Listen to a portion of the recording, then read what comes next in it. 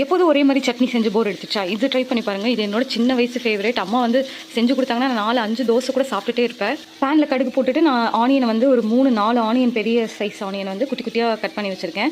எவ்வளோ ஆனியன் போடுறீங்களோ அந்தளவுக்கு டேஸ்ட்டாக இருக்கும். அப்புறம் உப்பு, மிளகாத்தூள் ஒரு 2 ஸ்பூன் தாராளமாகவே போட்டுக்கலாம். அப்புறம் தக்காளி, வெறும் இந்த வெங்காயம் தக்காளி இருந்தால் போதுங்க, நம்ம சட்னி ரெடி ஆகிடும். இதில் கருவேப்பிலை கொத்தமல்லி இருந்தால் ஆட் பண்ணிக்கோங்க. என்கிட்ட இல்லை, அதனால் நான் ஆட் பண்ண முடியல. இதில் தண்ணி தாராளமாகவே ஊற்றிக்கலாம்.